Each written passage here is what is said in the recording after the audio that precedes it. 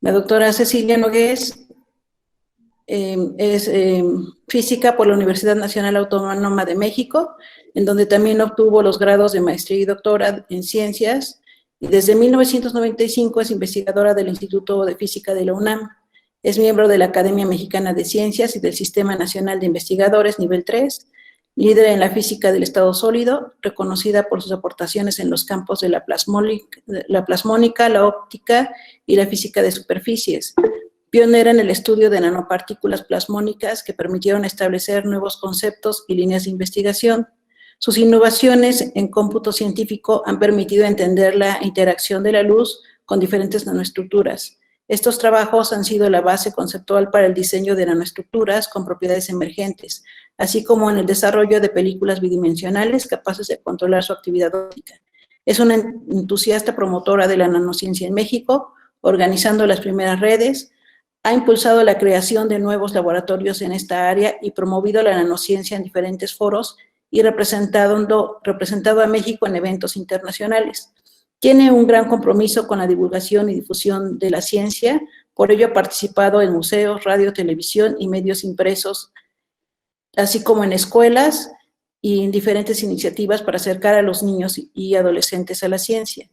Es autora o coautora de más de una centena de publicaciones y sus investigaciones han sido acogidas ampliamente por la comunidad científica, reflejado en más de 5,400 citas bibliográficas. Según un análisis del Consejo de la Academia de Ciencia de Canadá realizado en el 2011, la obra científica de Cecilia Nogués se encontraba dentro del 1% más citado en su especialidad en el mundo, lo que la coloca como líder mundial en su área.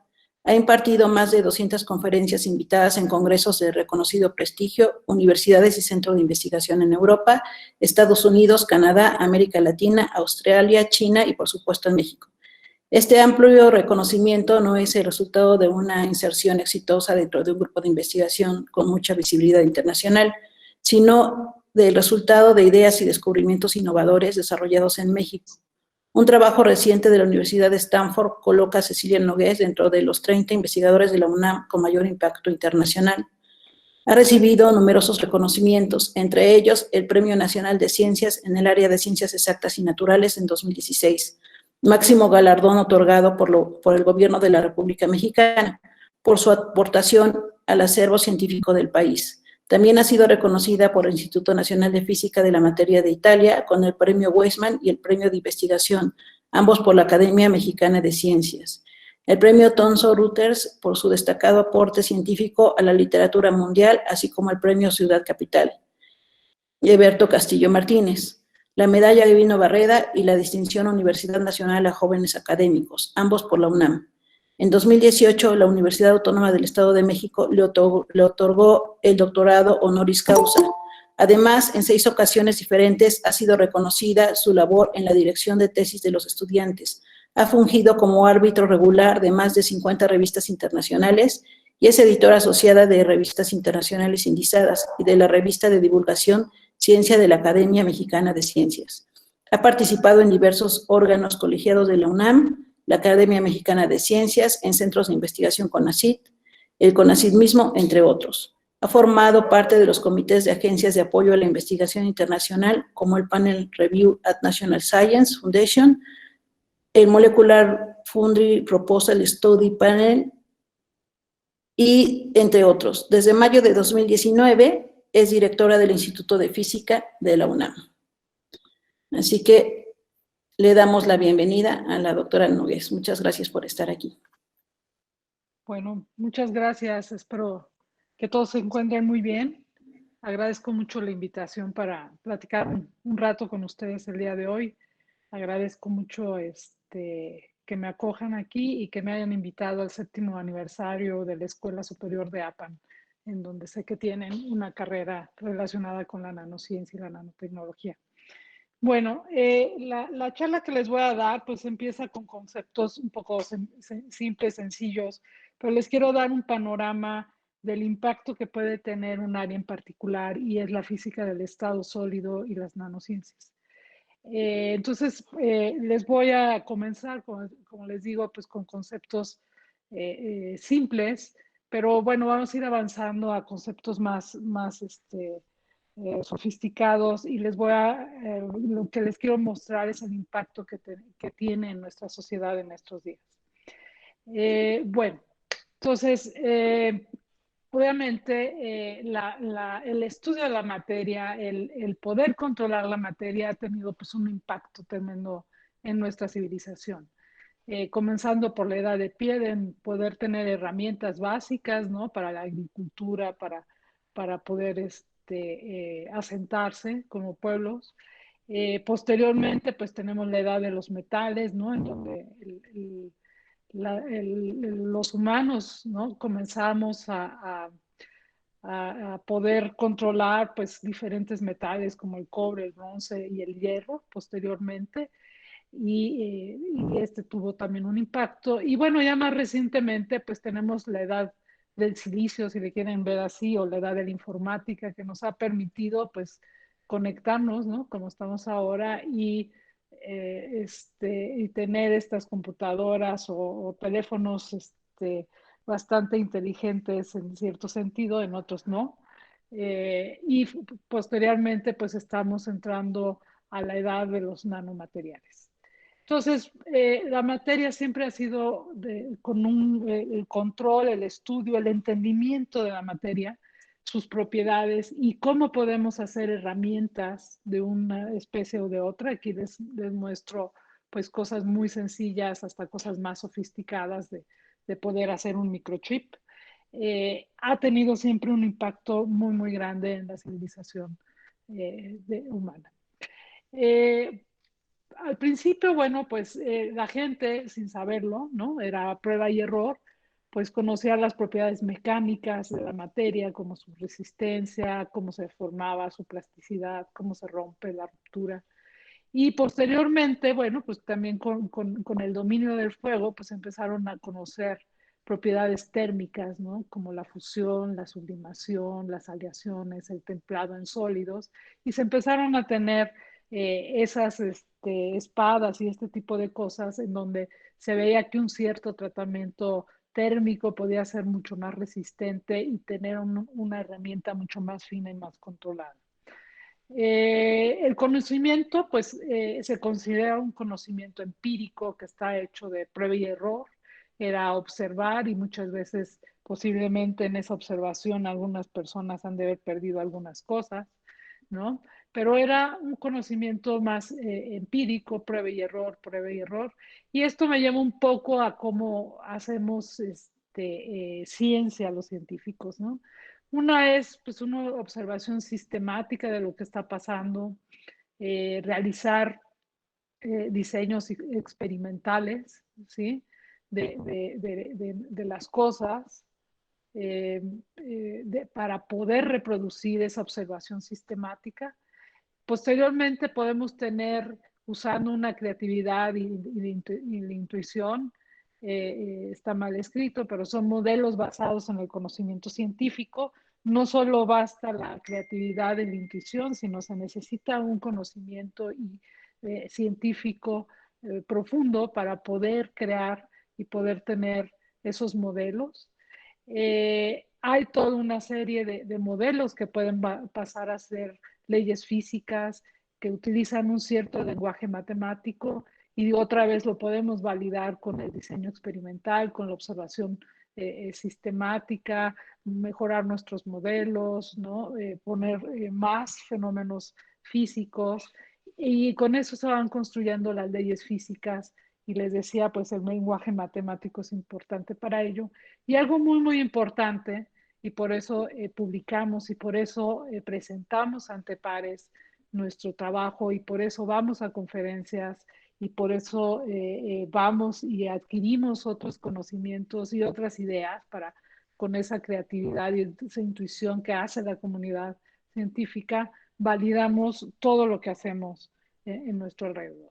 Entonces, esto es parte de lo que hacemos y cómo se crea un poco el conocimiento científico.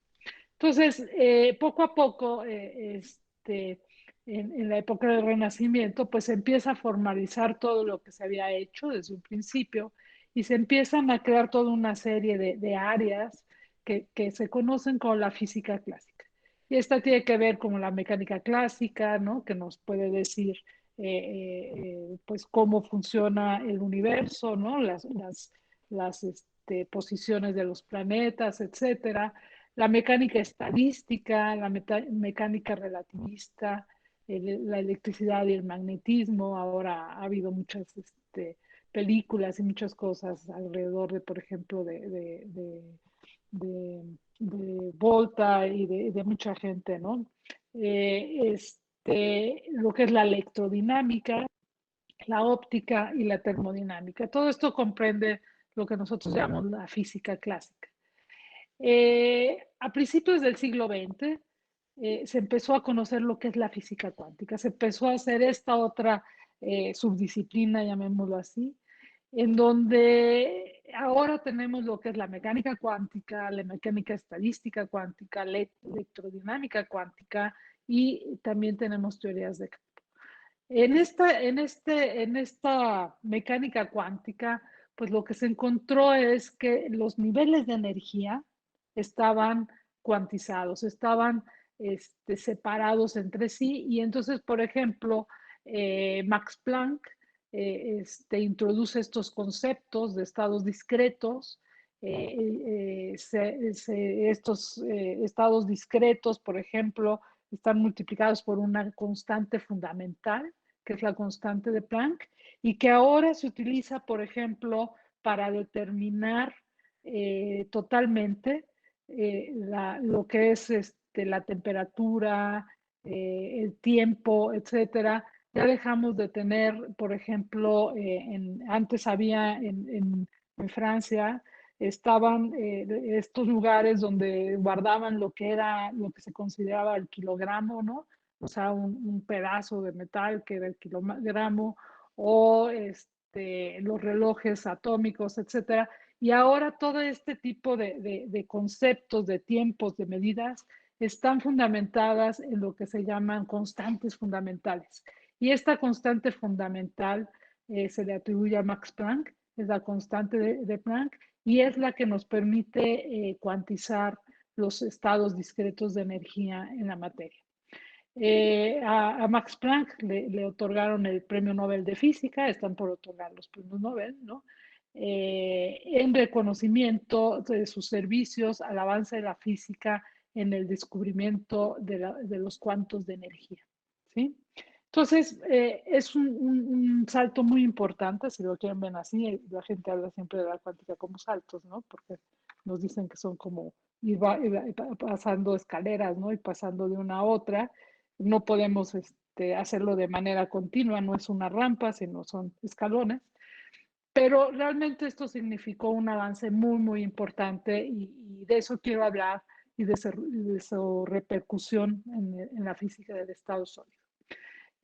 ¿Cómo se encontró esto? Pues bueno, tomando en cuenta que si tenemos, por ejemplo, este círculo que puse morado, ¿no? Que tiene como niveles de energía, que son el N1, el N2, el N3, y suponiendo que el circulito que puse en verde, ¿no? Es un electrón. Por ejemplo, pues yo puedo tener estos estados electrónicos en un átomo separados por una cierta energía, ¿sí? Aquí puse las energías en electronvolts y del lado derecho pues tengo los estados electrónicos 1, 2, 3, 4, 5, 6, 7, 8. Y por ejemplo, si yo tengo en el estado base, ¿no? Que es el estado energético con menor energía en el sistema, tengo mi átomo, tengo mi electrón y lo excito con una onda electromagnética, ¿sí? Entonces, esa onda electromagnética tiene una energía que es h barra, que es la constante de Planck, dividida entre 2pi por omega, que es la frecuencia angular de la luz. Y si, por ejemplo, esa diferencia o esa energía que yo cedo al sistema, ¿no? que voy a absorber de la luz, es igual a la diferencia de energía entre el estado E1, donde se encuentra el electrón, y va al estado E2, ¿sí? Puedo tener una transición electrónica, ¿sí? Pero si la energía es menor, la energía de esa onda electromagnética es menor, no se va a lograr en este estado cuántico, o si es mayor, tampoco, excepto que, por ejemplo, podamos tener una transición del estado 1 al estado 3, ¿sí? Y a eso nos llamamos con esta parte cuántica y discreta. Tiene que ser exactamente la energía igual a la diferencia de los estados energéticos para que realmente se pueda absorber y podamos transitar o mover un electrón de un estado a otro, ¿sí? De igual forma puede el mismo sistema ceder energía, ¿sí?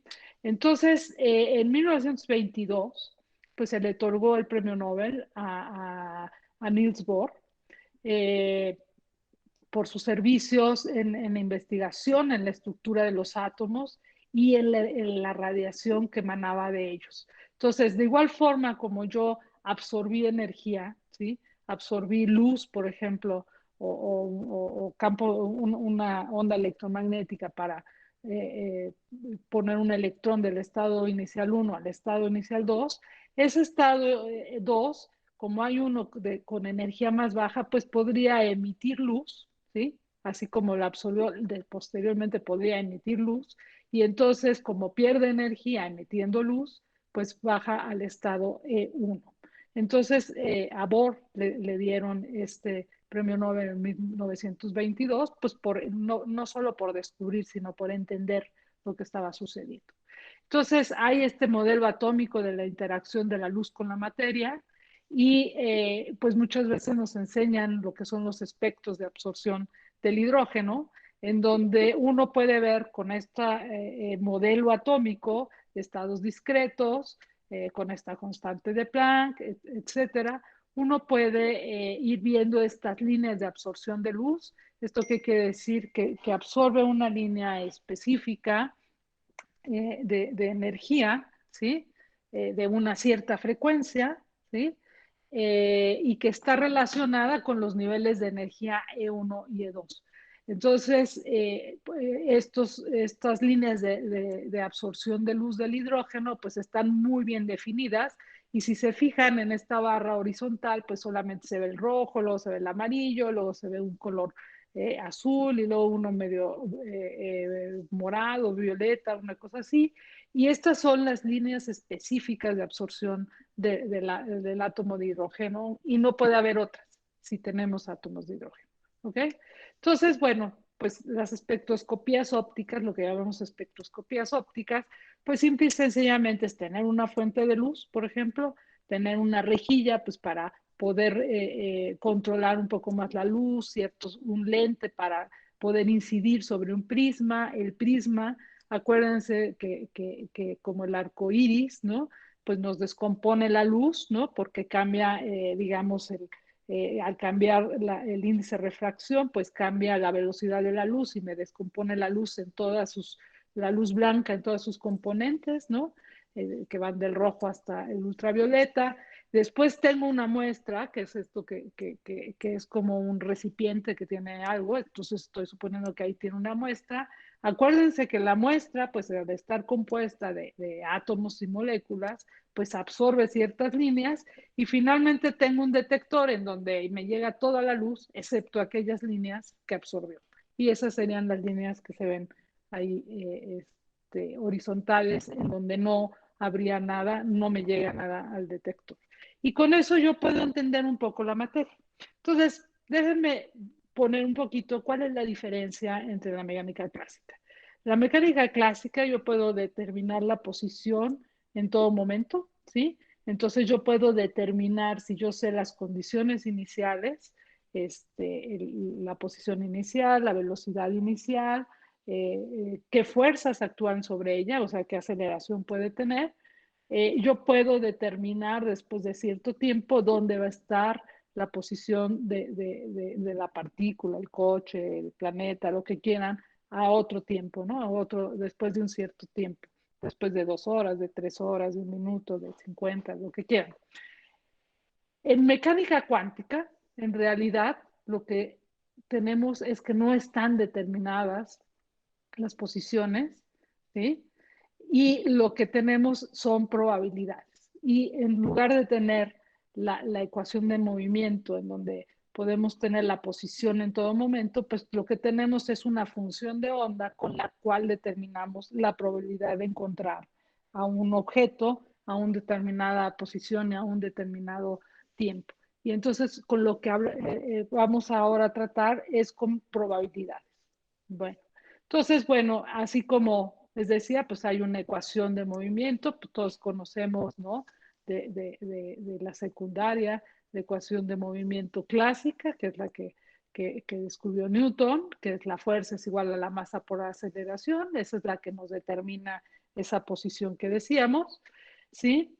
Y hay una ecuación de movimiento cuántica que ahora en lugar de la posición, pues tenemos esta función de onda, en donde el primer término que tenemos del lado izquierdo, pues tiene que ver con la energía cinética, la P tiene que ver con el momento lineal de la partícula, la M es la masa, después viene un potencial de interacción, ¿sí? Es el potencial al que está sujeto, por ejemplo, puede ser un potencial periódico o puede ser nada más un potencial que baja, ¿no? Un pocito de potencial que es atractivo, o puede ser una barrera, ¿no? Que debe de atravesar, ¿sí? Y después eso, de eso pues está la función de onda, y eso tiene que ser igual a los estados energéticos, a estos niveles n que decíamos, por todas las funciones de onda de cada uno de esos niveles n en el sistema. Entonces esa es la ecuación cuántica. Ahora bien, ¿qué pasa con la física de la materia condensada, la física del estado sólido? En la física del estado sólido, la materia condensada, pues empieza, está pasando un helicóptero, permítanme un momento.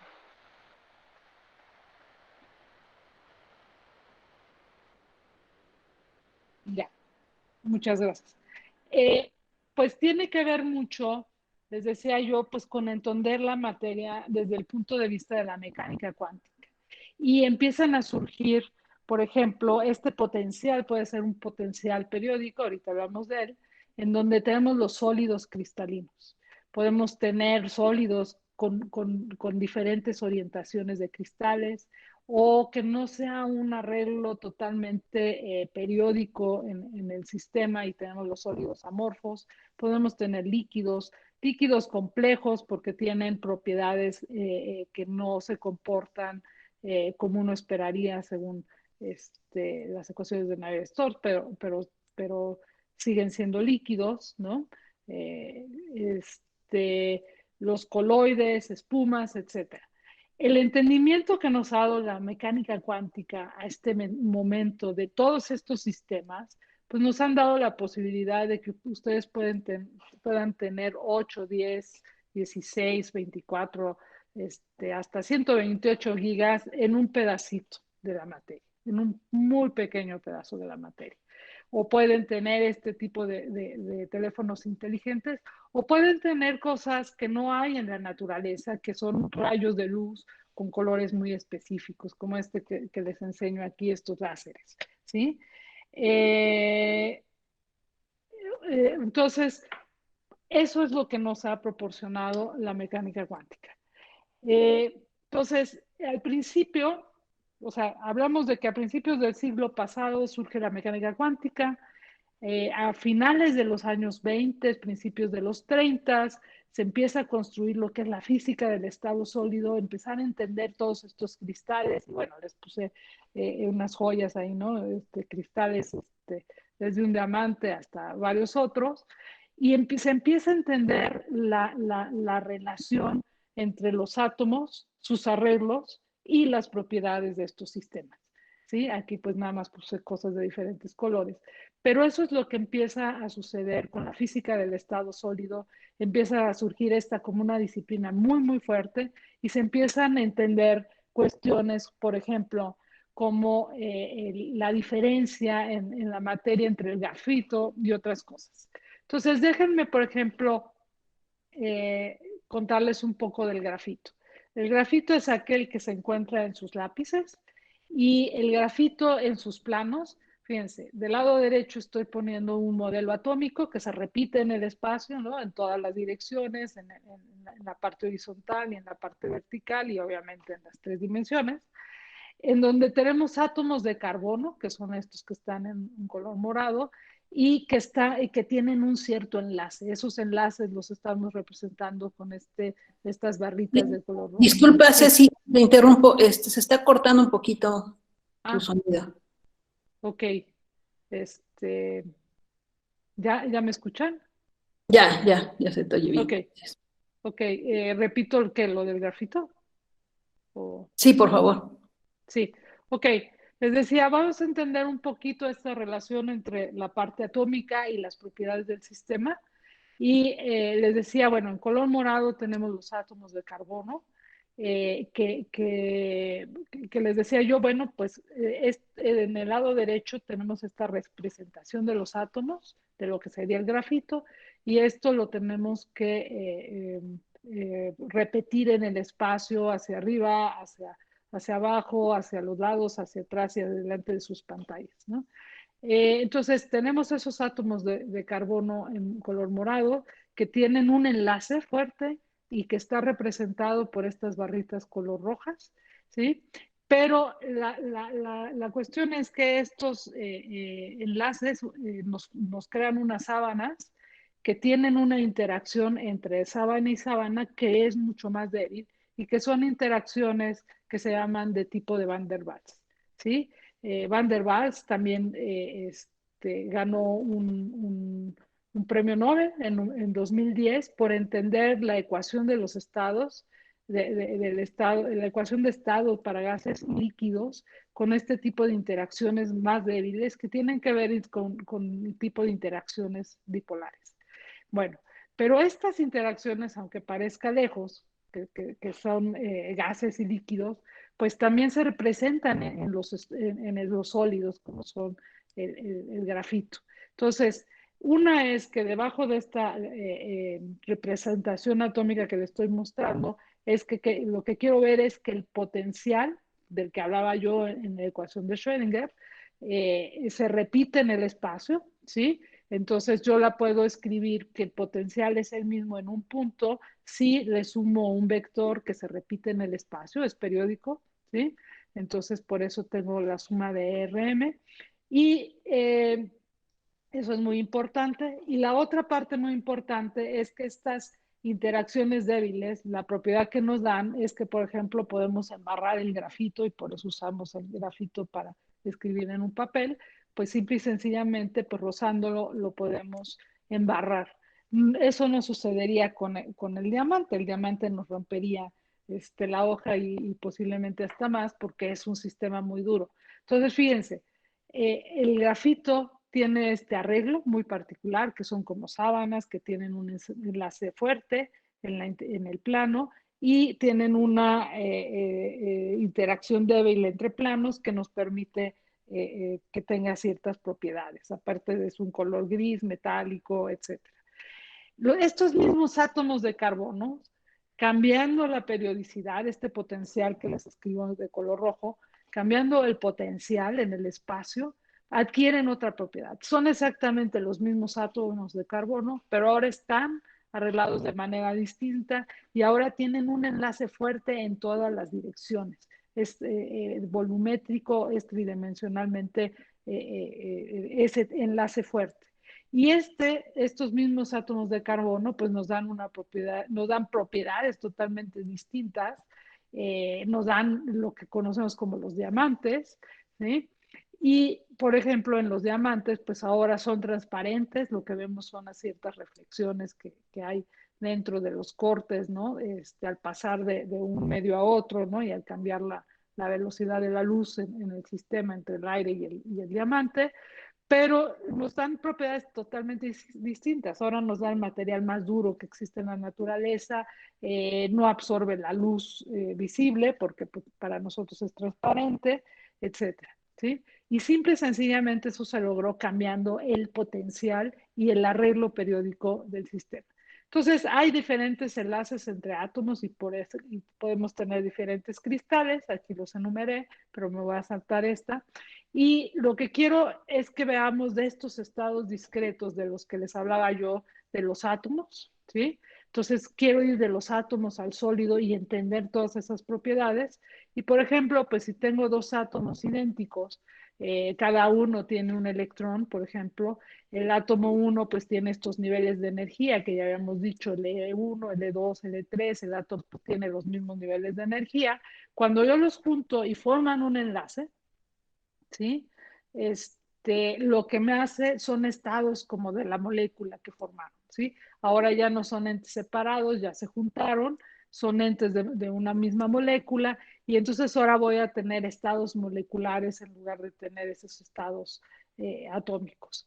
Ahora, ¿qué pasa con estos electrones? Bueno, pues tengo estos dos electrones y siempre van a ocupar, siempre tratan de ocupar el estado base, por eso se llama estado base, y entonces ahora puedo tener dos electrones con espina hacia arriba, uno con espina hacia arriba, otro con espina hacia abajo, y ocupan ese estado electrónico. ¿Qué sucede si ahora formo mi molécula con un átomo que tiene dos electrones y el otro tiene uno?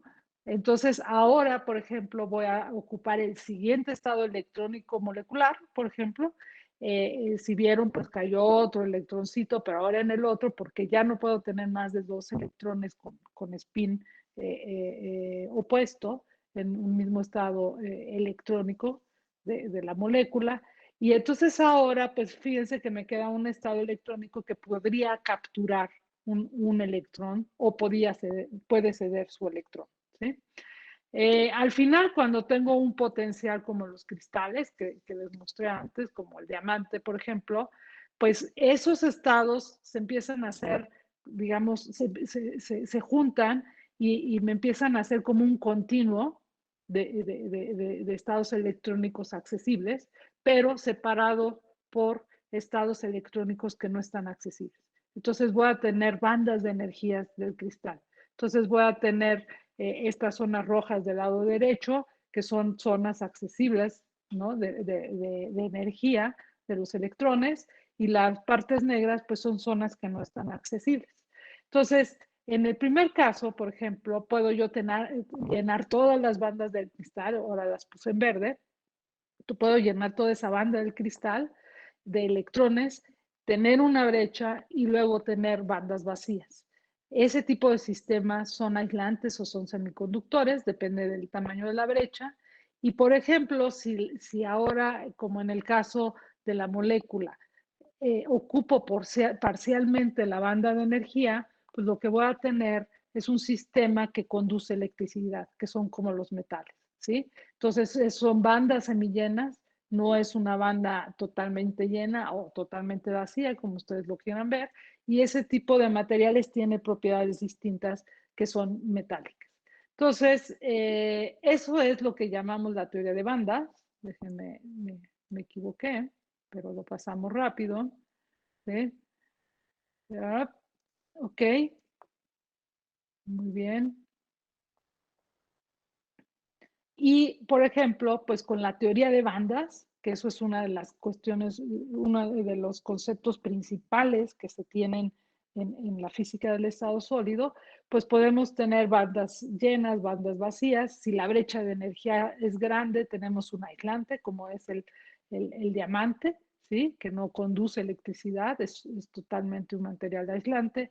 O podemos tener un semiconductor, si la brecha de energía es pequeña, en donde yo, pues por diferentes métodos, puedo hacer que empiece a conducir electricidad, o puedo tener un metal como un conductor, como el que tengo del lado derecho de mi pantalla. Bueno, entonces, fíjense, con todos estos conceptos se encontró lo que es la electrónica, con lo que está basado, en lo que se basa todo lo que tenemos actualmente en nuestras computadoras, en nuestros celulares, etcétera. Entonces tenemos semiconductores, por ejemplo, aquí tenemos las bolitas rojas son los silicios, las zonas verdes son los enlaces y las bolitas negras son los electrones. Entonces, esquemáticamente podemos decir que tenemos los átomos de silicio, este es un cristal de silicio, por eso hablábamos de la época del silicio, ¿eh? La era del silicio o la era de la informática, y este es un semiconductor. Entonces hay dos electrones que comparten en los enlaces, en cada uno de los enlaces, ¿sí? Y eso, bueno, se conoció con todas estas teorías cuánticas y demás. Lo interesante aquí es que se podía cambiar los átomos. Entonces se podía sustituir, por ejemplo, un átomo de silicio por uno de fósforo, ¿no? Que está aquí, con la P. Y esto me daba un electrón de más. O sea, seguía yo teniendo este enlace entre los silicios y ahora el fósforo, pero ahora me daba un electrón de más. Y esto me da posibilidades de jugar. ¿De jugar con qué? Pues con esas transiciones electrónicas, con ese transporte de electrones, transporte de energía, con esa cuestión de poder este, eh, ¿cómo se llama? Tener diferentes colores, etcétera. Dependiendo del átomo que yo utilice para dopar los semiconductores, o tengo un electrón de más o puedo tener un electrón de menos. Y con eso yo puedo jugar y hacer los diodos de emisión, ¿sí? Y con esto se crearon los diodos de emisión en los años 50 y nuevamente esto les otorgó un premio Nobel a Shockley, Bardeen y Hauser, Britain, por el descubrimiento de los semiconductores y el descubrimiento del transistor. Y ahí cambió mucho de nuestras vidas.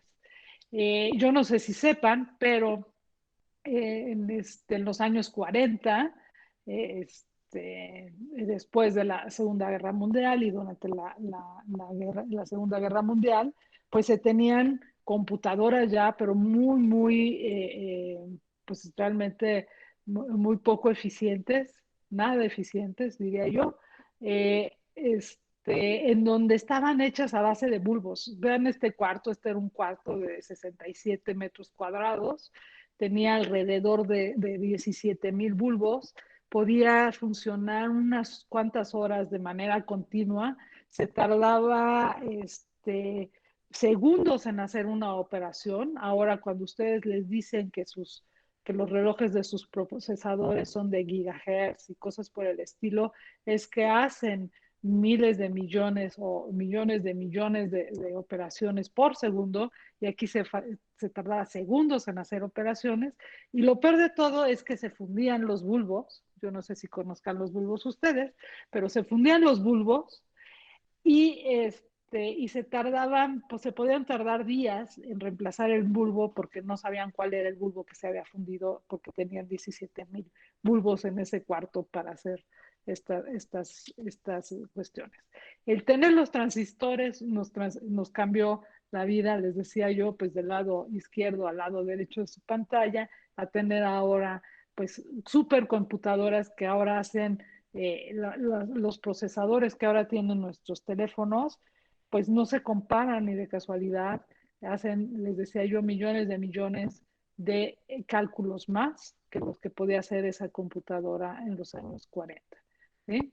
Y todavía no pasan 100 años, todavía nos falta un buen rato. Ahora bien, con esta teoría de bandas, esta ingeniería de bandas, se pueden hacer nuevos cristales. Así como decíamos que hay una periodicidad atómica y que tenemos que ver ese potencial, pues además de tener cristales, así como los que les mostré, pues ahora se pueden diseñar cristales en donde podemos tener cierta periodicidad de los materiales. Y lo que quiero decir es que, por ejemplo, ahora se pueden crecer un material A, después un material B. Ahí hay un ruido, no sé si alguien me quiere decir algo.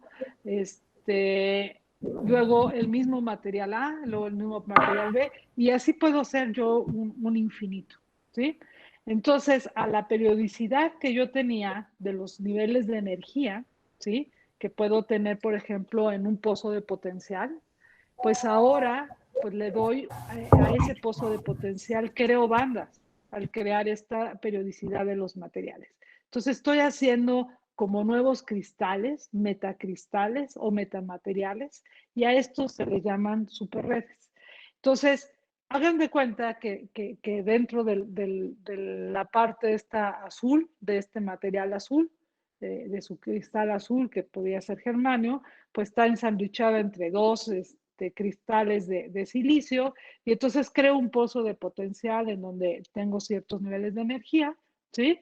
Y dependiendo de esos anchos y dependiendo del material que pongo en los extremos y el material que pongo en medio, puedo nuevamente controlar estos estados de energía con los que empecé, en donde puedo darle cierta energía con una onda electromagnética y mover los electrones de un lado a otro. Entonces, si yo hago aquí en esta gráfica que ustedes ven en la parte superior izquierda, si ustedes ven, si yo voy cambiando el ancho de los pozos, voy cambiando la energía, ¿no? La diferencia de energía para transitar de uno de ellos arriba a abajo o de abajo a arriba, ¿sí? Y esto nuevamente, pues lo que me dio lugar es a formar los diodos de emisión de luz, los LED, los que ahora pues los tenemos en nuestras casas, etcétera. Y nuevamente estos conceptos del estado sólido, de la teoría de bandas, de cómo crear estos cristales y cómo crear estas bandas, ¿sí? Nos proporciona una nueva herramienta que son estos diodos, los diodos LED.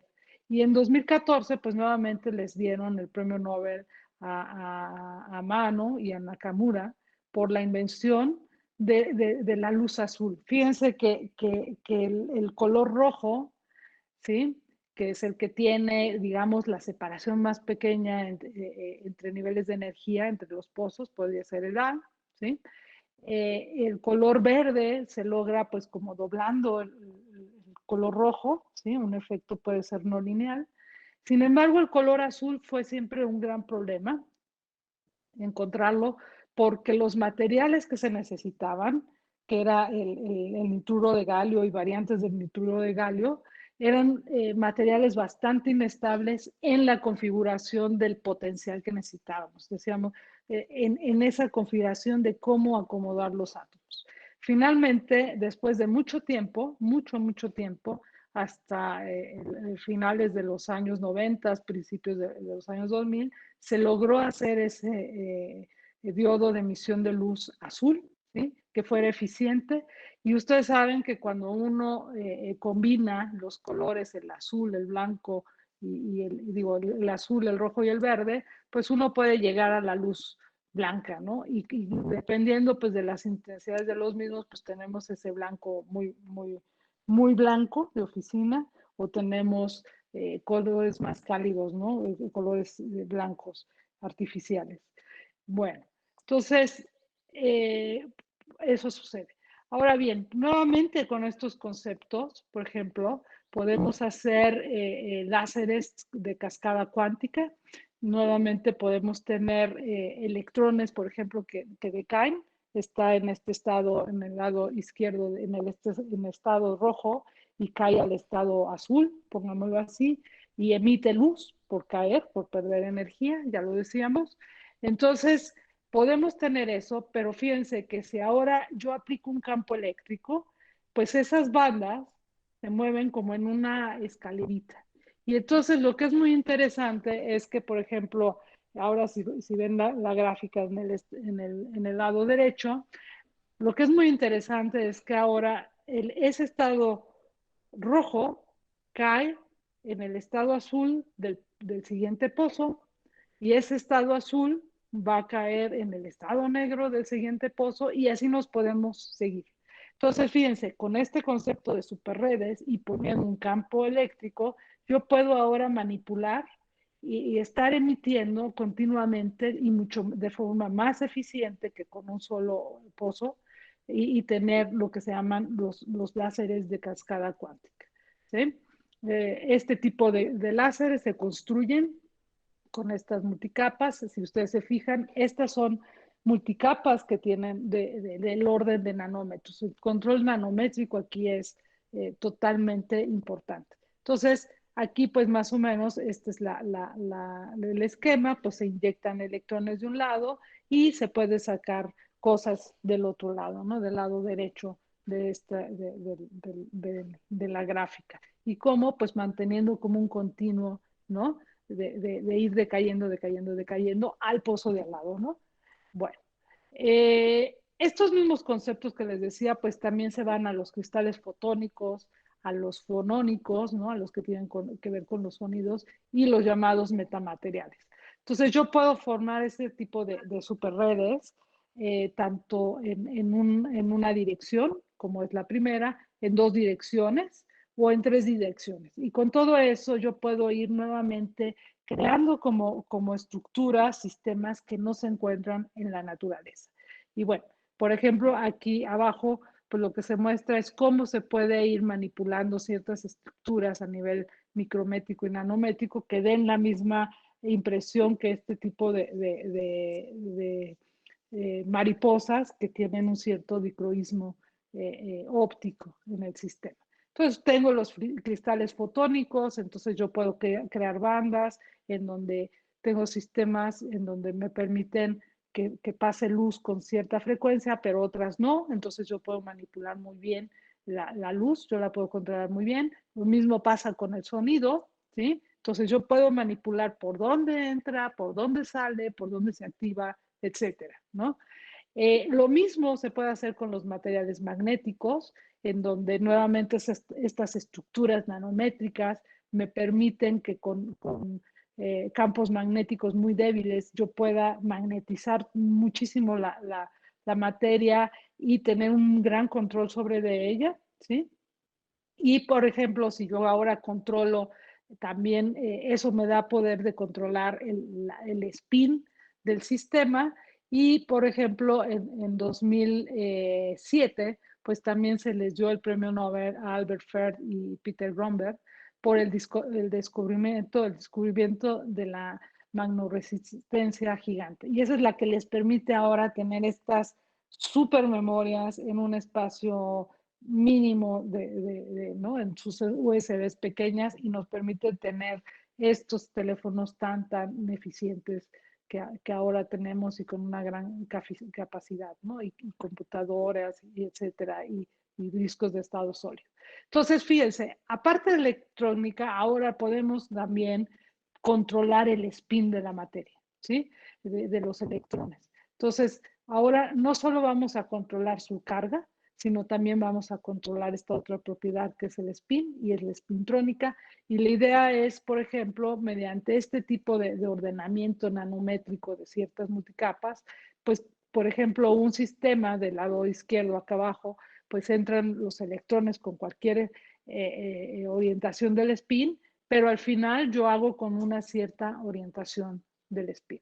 Entonces, yo puedo nuevamente en estos sistemas con ciertos arreglos, con ciertos conceptos de periodicidad, de potenciales periódicos de control magnético, puedo crear regiones donde tengamos una orientación de spin hacia arriba y otra orientación de spin hacia abajo.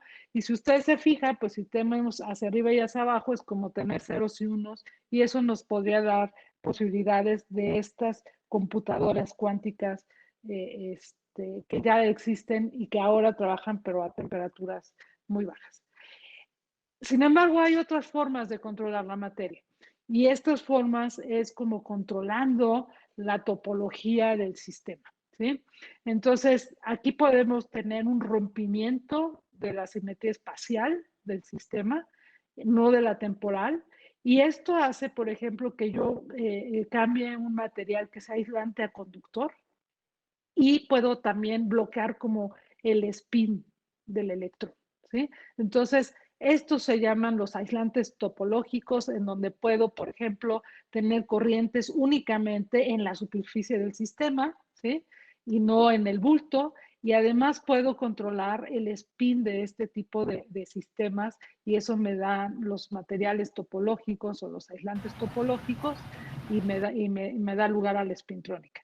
Nuevamente esto le dio lugar a un premio Nobel en 2016, donde les dieron por el descubrimiento de las fases topológicas de la materia. Ok, bueno, Al final, pues todo esto, la nanociencia tiene mucho que ver con esta física del estado sólido, en donde, pues como yo les mostré o les quise mostrar, pues hemos ido bajando de la electrónica a la microelectrónica y llegar a estos efectos cuánticos que tienen mucho que ver con los LEDs y demás. La biología, por su parte, también ha ido de estudiar a los seres a nuestra escala, a seres más pequeños, ¿no? Y entender la biología molecular y el diseño molecular.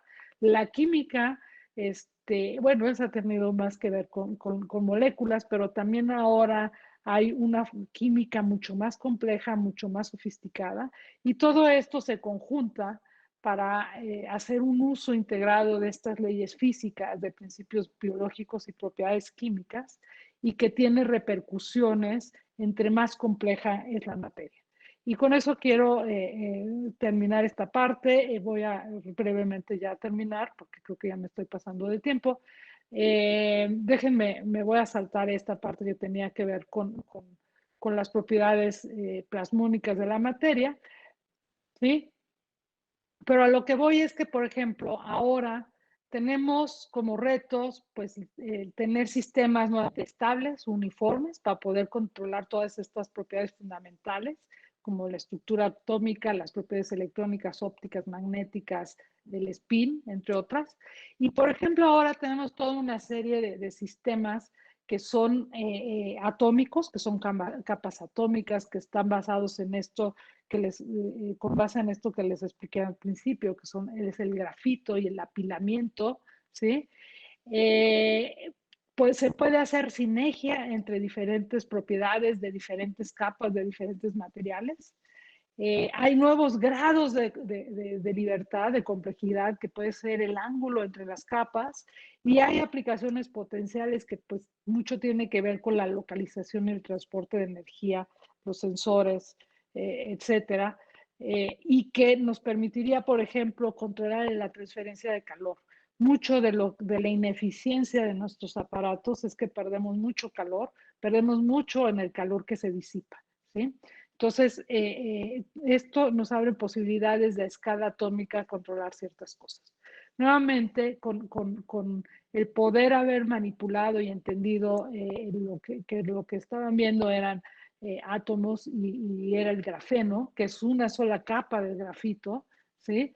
Pues nuevamente les dieron el premio Nobel en 2010 a Game y Novoselov por el descubrimiento, ¿no? Por los experimentos del grafeno, estos materiales semiconductores. Y les decía yo, bueno, pues podemos ahora hacer sinergia entre diferentes materiales, por ejemplo, el grafeno, el nitruro de boro hexagonal, el disulfuro de molibdeno, el diselenuro de tungsteno, etcétera. Hay muchos materiales con los cuales podemos hacer como bloquecitos y nuevamente crear todas estas estructuras de banda, tanto en el plano como en la parte vertical, ¿sí? Es todo un reto porque hay 1800 de estos materiales potenciales, hay un infinito de combinaciones. El cómo estudiarlos, pues primero es entenderlos, ¿sí? Y demás. Y ahora, por ejemplo, con estos nuevos grados de libertad, pues se ha visto que se pueden tener, por ejemplo, dos capas de grafeno con un ángulo muy pequeño entre ellas, un ángulo cristalográfico entre ellos. Se pueden tener aislantes de MOT y cambiar esa propiedad de aislante a un superconductor, o tener estos canales topológicos, crear redes de estos canales topológicos como la que les mostré hace rato, en donde podemos tener velocidades y spin muy bien controlado en ciertas porciones del espacio. Hay otros fenómenos que tienen que ver con la quiralidad atómica de membranas, de membranas atómicas, en donde aquí, bueno, pues Ariadna Sánchez participó en un trabajo muy importante en el 2016, en donde se ven estas propiedades a ciertos ángulos entre dos capas de grafeno, ¿sí? En donde se pueden cambiar las corrientes dependiendo de la orientación entre ellas, y entonces esto induce estos rompimientos de simetría que les hablaba yo antes y estos estados topológicos. Y por supuesto, pues hay muchos retos que entender. Hay que entender cómo transitamos entre lo cuántico y lo clásico porque nuestra escala es macroscópica y todavía tenemos que poder controlar todos estos principios, estas cosas para que las podamos usar a nuestra escala. Tenemos que estudiar y entender diferentes fenómenos que son concurrentes a la nanoescala.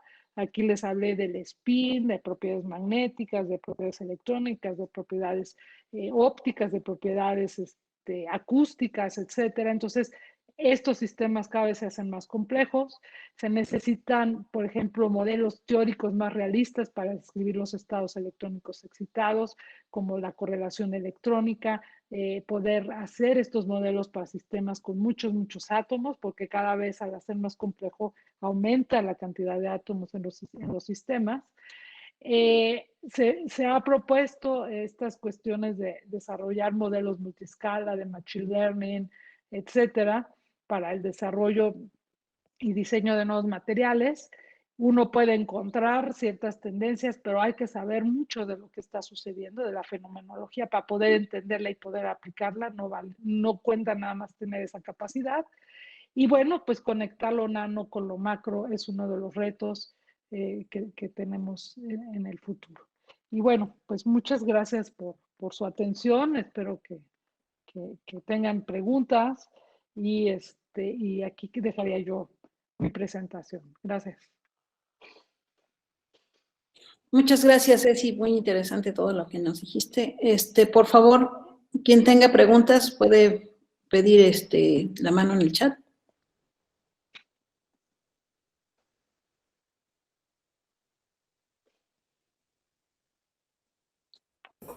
Buenos días, doctora. ¿Qué tal? Yo tengo una pregunta. Bueno, primero que nada, gracias por la presentación.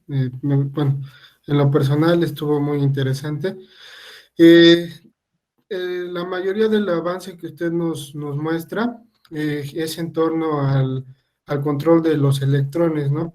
Y a partir de esto se desarrolla el transistor y de ahí parten, bueno, es el principio de funcionamiento de muchos de los dispositivos que tenemos ahora.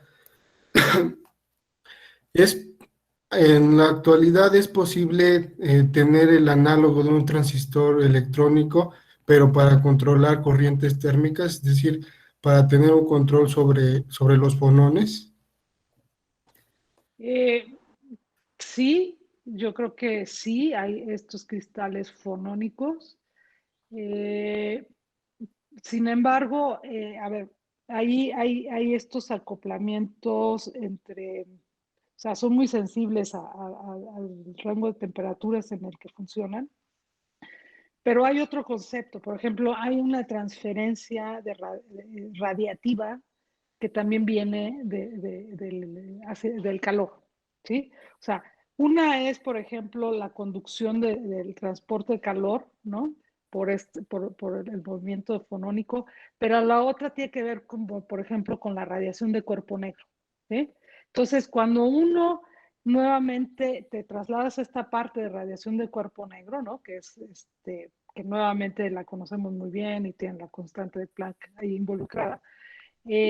Y puedes transferir, digamos, calor sin el contacto físico, ¿sí? Sí podría uno tener ese tipo de cuestiones porque necesitas como una fuente, ¿no? Excitar una fuente, tener algo que te lo module acá y un receptor, y entonces sí podrías tener como el control para hacer como un cierto transistor, ¿no? Ahora, que ya sean una realidad, creo que todavía no, pero sí hay mucho que se está haciendo de la transferencia de calor a la nanoescala radiativa en ese sentido. No sé si contesté. Sí, sí, gracias. Tengo otra pregunta, no sé si rápido. Usted hablaba en uno de sus puntos en la última diapositiva que es necesario conectar a veces lo que tenemos a nivel nano con lo nivel macro. Yo he llegado a ver en algunos artículos que estudian la estructura atómica por ejemplo, con DFT, y después utilizan análisis de elemento finito para calcular algunas propiedades mecánicas. y esto con el objetivo pues de tener un sistema más realista, ¿no? En ese punto, ¿qué eso es válido o qué opina usted al respecto acerca de esa combinación como de teorías, ¿no? Eh, sí, bueno, eso es parte de lo que hay que entender. Eh, es muy curioso, pero toda la parte, esta mecánica, ¿no? De elasticidad, de propiedades mecánicas, eh, los modelos que tenemos de la mecánica clásica son muy robustos y se pueden escalar bastante, escala nanométrica. Eso es parte de lo que nos falta todavía entender, ¿no? En qué momento necesitamos explicarlo del todo desde la mecánica cuántica? ¿En qué momento necesitamos explicarlo o podemos hacer uso de la mecánica clásica en este caso particular? ¿Y en qué momento se da la tracción? Eso es parte de lo que todavía nos falta entender bastante en estos sistemas. Eh, desde el punto de vista de las propiedades elásticas y demás, pues se ha visto que los modelos clásicos pues casi funcionan, posiblemente porque los trasladas a un sistema de resortes, ¿no? Un sistema que es muy parecido a lo que encuentra uno en la mecánica cuántica y que entonces llega a ser muy robusto. Pero hay otras propiedades, como las propiedades ópticas, que llega un momento en que ya no tienes esa analogía a sistemas tan pequeños y entonces tienes que empezar a resolver con la mecánica cuántica y que involucran muchos átomos. Entonces, esa parte de cómo transitar, de cómo entender, pues en algunas áreas todavía queda muy, ¿cómo decirlo? Pues es un reto, ¿no? Todavía, y el por eso tener como modelos multiescala en donde pueda uno acoplar y estar viendo qué tanto puedes ir transitando es muy importante. Eh, esa sería mi respuesta. Sí, gracias. Gracias. Ok, Isaac González Granado tiene una pregunta. Isaac. Isaac. Sí, muchas gracias. Buenos días, doctora. Bueno, en primer Claro. lugar, agradecerle muchísimo por su participación, por habernos presentado estos temas que son de gran interés. Y bueno, mi pregunta es un poco acerca sobre las células fotovoltaicas, si estas tienen que ver un poco con la parte de la que hablaba de los cristales fotónicos o fonónicos y, por ejemplo, en los retos de los cuales nos hablaba de sus aplicaciones potenciales, si también se refiere un poco a la localización y transporte de energía, porque he investigado un poco al respecto y me parece que tiene un poco que ver, pero me gustaría mucho conocer su opinión. Sí, mira, es muy interesante lo que dices. Cuando tú tienes una celda fotovoltaica, pues lo que quieres es como capturar radiación de todo el espectro solar, ¿no? Que nos llega. Y esa es parte de esta teoría del cuerpo negro, ¿no? Y de la transferencia de calor radiativa en parte, ¿no? Ajá. De lo que hablaba yo antes. Pero tú quieres como capturar todo el espectro solar que llega y eso quiere decir que quieres capturar la mayor posible de las frecuencias. Y cuando hablamos de estos sistemas fotónicos, fonónicos, ¿no? Esta teoría de bandas, realmente lo que queremos es controlar cuáles sí y cuáles no. Qué frecuencias sí y qué frecuencias no puedes capturar o puedes manipular. Entonces, ahí tendría uno que ver, por ejemplo, que estos sistemas pudieran capturar esas frecuencias, ¿no? Y después, por ejemplo, manipularlas y moverlas hacia otro sistema donde pudieras tener transporte electrónico, ¿no? Entonces, sí, pero siento que todavía falta ahí mucho que hacer desde ese concepto, digamos, de estado sólido, ¿no? Hacia las celdas de energía solar, porque es más fácil capturar con ciertas moléculas, ciertos arreglos de moléculas, que es como ahora se hace, ¿sí? y capturarlos con estos cristales fonónicos y fotónicos como que todavía no ha sido del todo eficiente. Posiblemente porque tienen muchas frecuencias y tendríamos que tener como diferentes arreglos para capturar todas ellas. A lo mejor en un futuro, eso es una buena idea, porque a lo mejor en un futuro puedes hacer un cristal de cristales en donde se capturen diferentes frecuencias, tanto por el cristal chiquito que con el arreglo de los cristales, ¿no? No sé. Esa podría ser una aplicación, por ejemplo, de la nanotecnología, ¿no? Hacer arreglos de cristales o de nanocristales y después esos ponerlos en un determinado arreglo, ¿no? No sé, eso podría ser una idea. Ok, muchísimas gracias, doctora, por haberme De nada, resuelto la duda. Voy a investigar un poco más al respecto. de nada, con gusto. Eugenia Cadena pregunta cuál es la importancia y el papel de la nanotecnología en las necesidades actuales de la sociedad en el contexto mexicano. Yo creo, si nos damos cuenta, en el contexto mexicano, lo que necesitamos, a ver, la ciencia es universal, ¿sí? Y uno genera conocimiento. Lo que se necesita en el contexto mexicano en general, creo yo, es crear tecnología propia, ¿sí? Es a partir de esos conocimientos científicos trasladarlos a generar nuestra propia tecnología. Entonces, desde ese punto de vista, la nanotecnología puede crear muchísimas aplicaciones y posiblemente las más inmediatas tienen que ver con la parte biológica, ¿no? Con ciertas aplicaciones que tal vez requieren menos tecnología para hacerlas realidad en este momento, ¿no? ¿A qué voy? Por ejemplo, crear este tipo de capas atómicas, crear estas superredes, aun cuando se hacen desde hace 30, 40 años en muchos lugares del mundo, no los hacemos del todo aquí en México. Tenemos todavía esos retos tecnológicos de poder hacer aquí para poder crear nuestra propia tecnología. Entonces, uno puede, dentro del contexto mexicano, la nanotecnología tendrá un mayor impacto, creo yo, en cuestiones biológicas, en aplicaciones médicas, ¿no? Más que en esto que implica una tecnología mucho más elevada y que todavía no estamos en posibilidad. Sin embargo, creo que tenemos que trabajar en esa posibilidad, ¿no? No nos podemos quedar cruzados de brazos y tenemos que entrenarnos, tenemos que echar a andar estos sistemas y poder en un momento dado crear esa posibilidad tecnológica en nuestro país para poder controlar y poder hacer y poder investigar y poder tener mejores discos de estado sólido, mejores transistores o mejores cosas que todavía no hemos visto en un futuro, ¿no? Mejores láseres, mejores diodos, mejores lo que quieran. Y eso todavía creo que nos falta mucho y eso es algo que deberíamos de trabajar muchísimo en esta área de estado sólido, de nanotecnología, etcétera. No sé si Muchas respondo. gracias. La doctora Liz Tamayo tiene otra pregunta. Liz.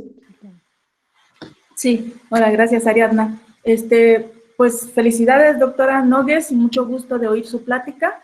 Mi duda es en cuanto a los cristales fotónicos.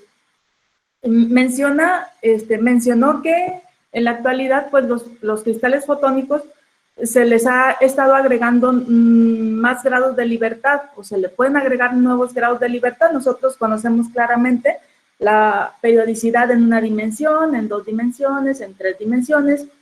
Como mencionó, se le puede agregar un ángulo de giro, pero ¿hasta dónde podemos agregar nuevos grados de libertad para que el material siga siendo cristalino y periódico y no se vuelva amorfo? Porque yo podría decir que si agrego, no sé, 5 o 10 grados de libertad, ya el material empieza a perder como su periodicidad ¿hasta dónde podemos llegar con eso? Sí, pues yo creo que va a depender del tipo de red que tengas, ¿no? En el sentido de que, o sea, a lo que voy, tienes una un cristal con una periodicidad en un plano, por ejemplo, ¿no? Por decir algo, y le pones otro y para que sea periódico, pues tiene que estar a cierto ángulo para que coincidan unos átomos con otros y puedas formar una cierta periodicidad. Pero podrías poner otro que también te forme otra, ¿no? Y podrías poner otro y entonces podrías crear una periodicidad también en 3 dimensiones, ¿no? Que le dé el cierto giro. Entonces, yo creo que depende mucho de la condición inicial de cómo están los átomos y de cuántos, digamos, periodicidades puedas aplicar en ese sentido. Nunca lo he pensado si hay una fórmula, posiblemente haber una fórmula en que dado un arreglo, pues puedas hacer otros arreglos a partir de eso. Supongo que sí, ¿no? Que ha de tener algo que ver con las redes de Bravais, ¿no? Pero ahora desde otro punto de vista, supongo que sí, pero no sé cuántos, no te podría decir exactamente, digo, se me ocurren estos que están. Los otros grados de libertad, pues tiene que ver con sustituir los diferentes átomos, ¿no? Porque puede uno pensar que todos son los mismos átomos, pero puedes tener el nitruro de boro, ¿no? Entonces ya tienes 2 átomos, o puedes tener otro tipo de compuestos, ¿no? Decía yo que hay 1800 posibles candidatos, entonces sí se puede, creo yo, crear un montón de grados de libertad, cambiando átomos, cambiando configuraciones, viéndote a la tercera dimensión, etcétera. ¿Cuántos? No sabría yo decir, pero sí, sí creo que ha de haber bastantes, tal vez más de 1800 como vimos, ¿no? Sí, muchas gracias. Sí, fue una inquietud que me surgió ahorita que mencionó eso. Muchas Sí, gracias. claro. Jimena Gómez Quijada, ¿quieres hacer tu pregunta, por favor?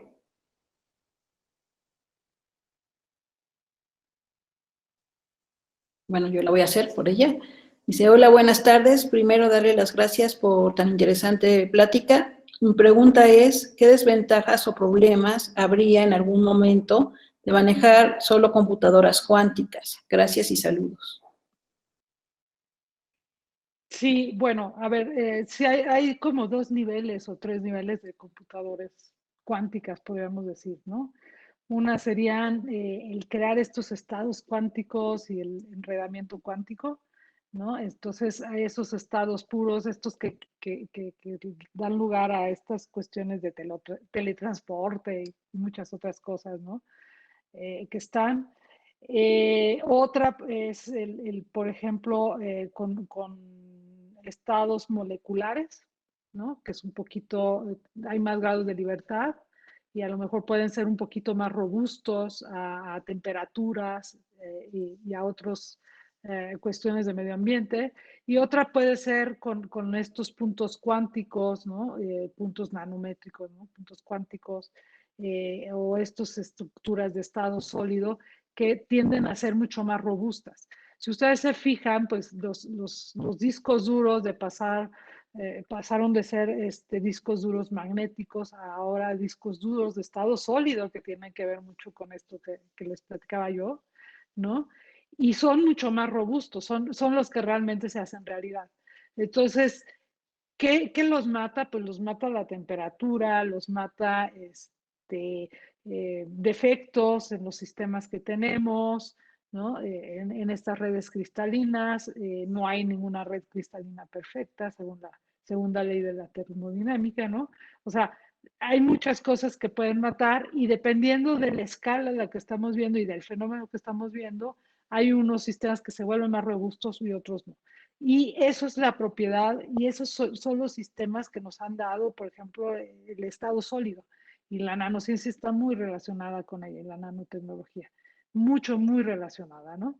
Entonces, creo que no está, que sería mucho más robusto un sistema de estos, una computadora de este estilo, que la que podría uno lograr con sistemas cuánticos enredados y este tipo de cuestiones, desde mi punto de vista muy particular.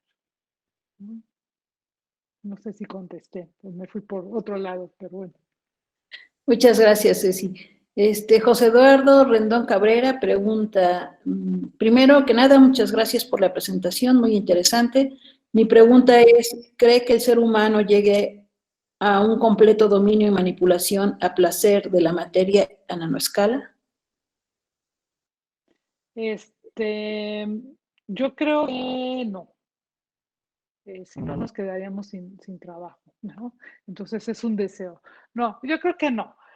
¿Por qué? A ver, nuestro entendimiento de la naturaleza avanza y avanza y avanza, pero realmente muchas veces estamos muy limitados, ¿no? En los modelos que manejamos. Cuando hablamos, por ejemplo, de más átomos y más electrones, y cuando hacemos todo este tipo de modelos y de cálculos, la cantidad de aproximaciones que hacemos es impresionante. Realmente, al final, después de haber hecho la aproximación 1, 2, 3, 4, 5, 6, 7, 10, 1000, la que quieran, ¿sí? O sea, realmente tenemos modelos que vamos aproximando y vamos aproximando y vamos aproximando, y ahora reducimos esto, y ahora suponemos que los átomos están fijos, y ahora suponemos que con el modelo de un electrón en un potencial efectivo. O sea, hay muchas cosas que tenemos que hacer para poder resolver. Si uno se pone a ver desde el punto de vista de la mecánica clásica, ni siquiera hemos podido resolver el problema de 3 cuerpos, ¿no? Ya no digamos más, ¿no? No podemos tener la solución analítica real del problema de 3 cuerpos. Cuando hablamos de átomos, electrones y estos sistemas, hablamos de miles de electrones, de miles de átomos, ¿no? Y pueden haber muchísimos electrones. Y en ese momento, y siempre se lo digo luego a mis estudiantes, pues lo que hacemos yo como física es que ese problema complejísimo que nos presentan es como acotar la propiedad más importante que quiero conocer, y de ahí empezar estas aproximaciones y tomar en consideración esa parte del problema y resolver. ¿Sí? Entonces resuelvo una parte del problema que me da una cierta noción de lo que estamos viendo, que estamos conociendo, que podemos manipular, y realmente es muy sorprendente que las cosas funcionan como funcionan y que podemos entender mucho. Sin embargo, creo que todavía no tenemos las herramientas ni matemáticas, ni experimentales, ni muchas otras cosas para poder tener el dominio total. Entonces, no creo que vayamos a tenerlo muy próximamente, hacia allá queremos ir, pero no lo vamos a tener, creo yo, en la ciencia en general. Muchas gracias. Santiago Cruz Calderón.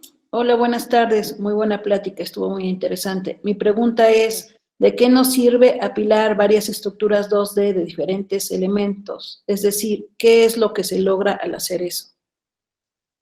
Sí, por ejemplo, decía yo, en un plano 2D es importante el tipo de átomo y el arreglo que tiene para tener un potencial periódico y tener unas ciertas propiedades, ¿no? Decíamos, pues, las bandas puede ser, ¿no?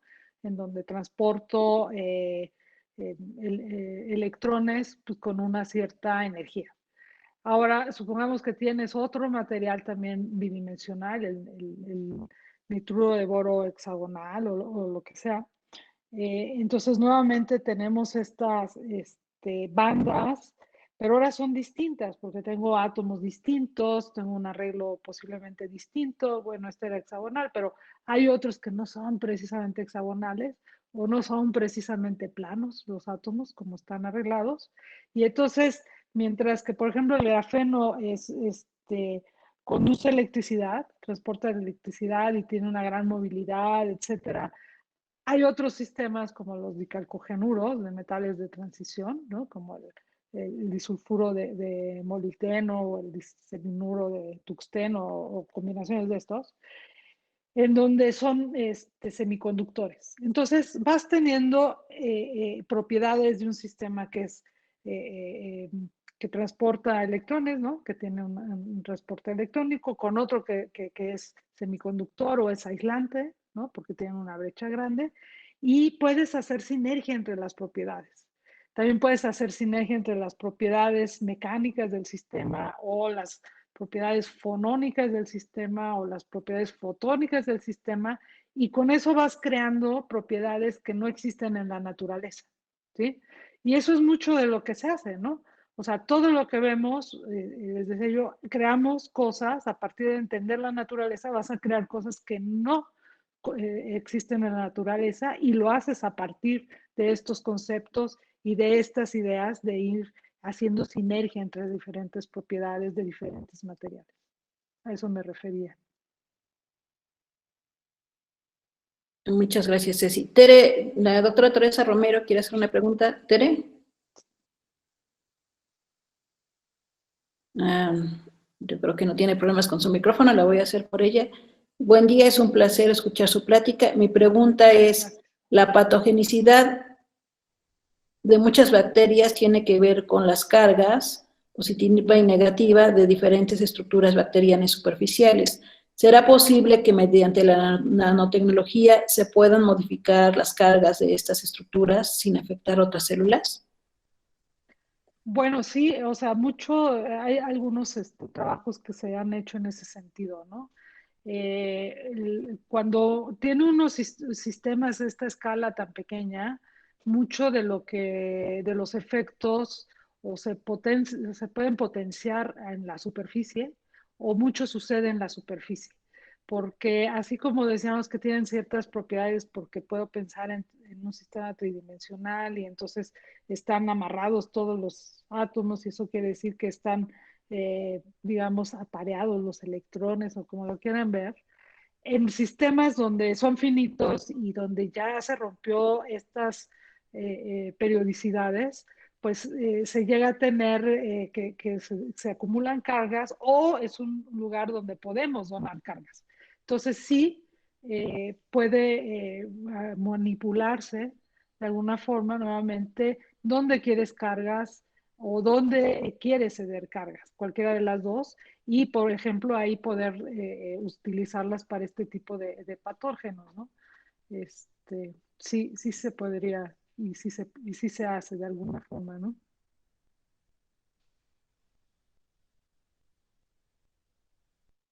Estás apagada, Ariadna.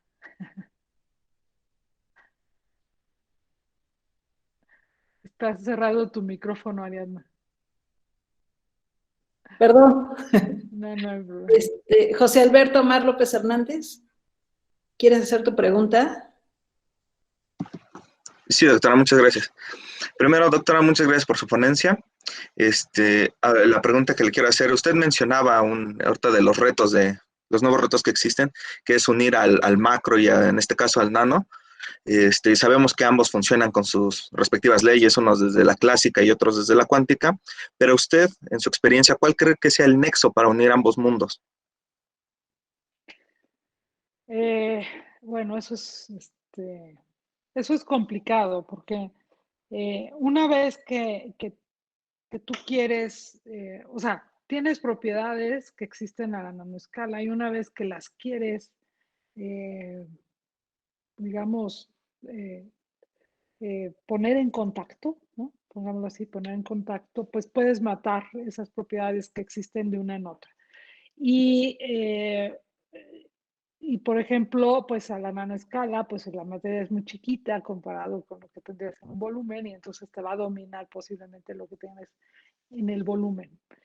¿Cómo hacer que se trasladen? Posiblemente con estos arreglos jerárquicos que puedes hacer a partir de nanoestructuras, ¿no? Pongámoslo así, pequeñas nanopartículas, ¿sí? En donde después puedes crear otras estructuras jerárquicas, otro cristal a partir de esas. En lugar de ahora tener a los átomos, pues tienes la nanopartícula, y con esa crear otro cristal. Entonces, lo que ahí se podría preservar de alguna forma, porque hace las conexiones, y crear un sistema más grande, más macroscópico, desde ese punto de vista, a partir de estas, y conservar lo que hay, que dirían los nanobícaros, los nanomestales. Esa es una opción que se podría tener y que se tiene que explorar, ¿no? Más detalle. hasta dónde se pueden conservar esas propiedades nanométricas y crecer los sistemas a mayor escala, ¿no? Como que escalar las propiedades a través de esos conceptos, posiblemente. Muchas gracias, doctora. Voy a leer una pregunta más. Y yo creo que las demás se las hacemos llegar a la doctora Nogués y se las hago llegar a quien preguntó, por favor. El doctor Francisco Javier Martínez Farías dice: hola, muy interesante charla, doctora. ¿Qué recomendación le daría usted a un estudiante de la licenciatura de Ingeniería en Nanotecnología en México?